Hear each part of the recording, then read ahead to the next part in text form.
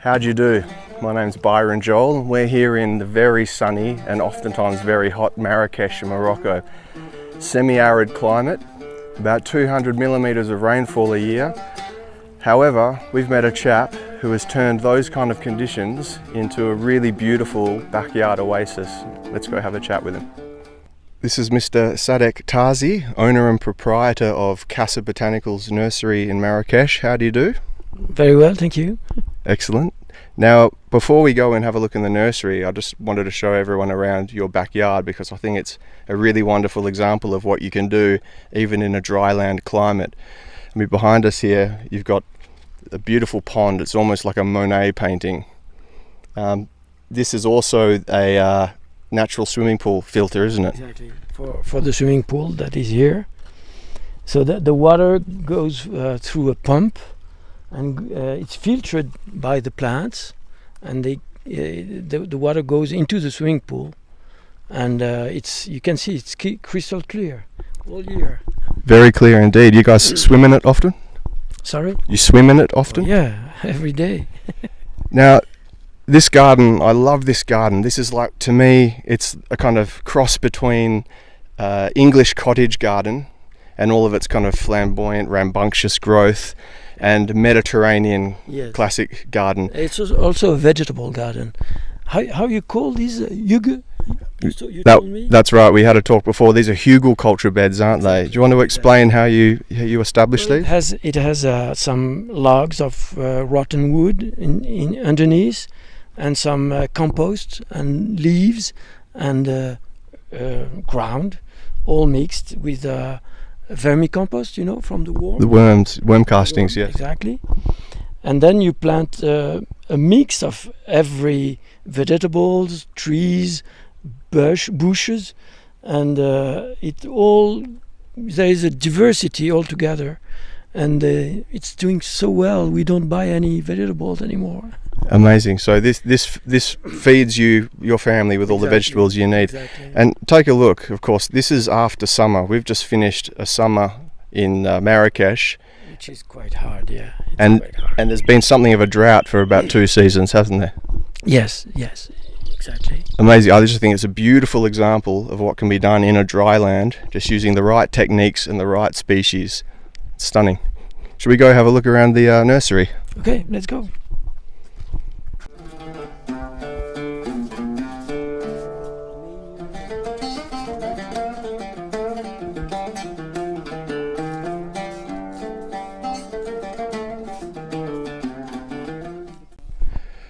So we're inside the Casa Botanical's nursery now with owner, proprietor and designer, I believe, Mr. Sadek Tazi. What year did you first initiate the design for this place? How long have you been at this? This is 8 years old, more. I don't know how to say. Well, it's 8 years ago I began with this garden. And it was quite difficult because everything you would grow in this very tough soil would die, and slowly we begin to put more and more things and more manure, more nutrients, and after some times you can see all the diversity. Everything is growing very well. And Marrakech is some of the most challenging conditions that I've ever seen, short of the Sahara or something. It's 200 mil a year rainfall, semi-arid conditions. It can look like a desert here, can't it? And you have very tough summer, very high temperature, and very low winter. You freeze here. The chill, the frost in the winter as well. So it's very challenging. Yeah. So it's amazing what you've created here. It's very beautiful. Yeah. You said to me before you had over 400 species of palm alone. Is that correct? That is in Casablanca, because the climate in Casablanca is very different. It's very mild. It's not like here, and you never freeze. You never get very, very hot, and it's humid. So it's there. I can grow 400 species of palm trees. Yeah. Easier to grow things there. Well, it's remarkable what you've done here. And how big a size is this place? The whole place is nearly 8 hectares. 8 hectares of plants. Half is all underneath the cloth. You see the nets. Yeah. And it's protected by the nets, and half is open air. We saw the open air bit before with the trees planted directly in the ground. I've never seen that nursery technique anywhere in Australia. Yeah. That's definitely not something we do, but perhaps something we could take home with us as a technique. Do you have a particular favourite plant in the nursery? Is there anything in particular that you are really, really fond of?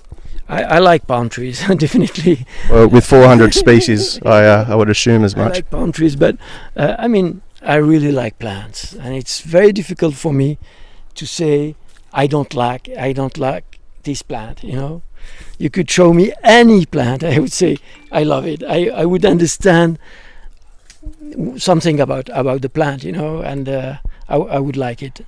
I could tell that you were a real plant fan or plant nerd when I first got here, because I didn't know what to expect at a Marrakech nursery, but the labels of the plants actually had the Latin name of not only the species but the family, which is something that most nurseries just don't ever do anywhere around the world. So I could tell then that you were a botanophile, a serious plant nerd. Well, we don't have these common names that you use, you know, like flame tree or a golden rain tree, or we don't have those. So in Morocco, so we have to use Latin names anyway. You got to rely on the Latin. I think it's very important for everybody, even the staff here, to know the families, and they understand much better the plants and what they like, what they don't like. I'm exactly the same. As soon as I learnt the family names or the families in which plants belong, my understanding of them and what they need and what they require and their habits and functions, and it became just so much clearer. It's a really handy learning tool for botany to learn the Latin. Exactly.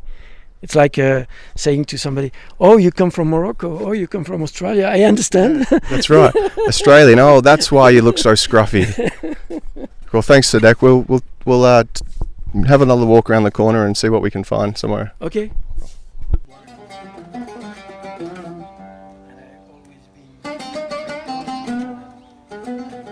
Try to get.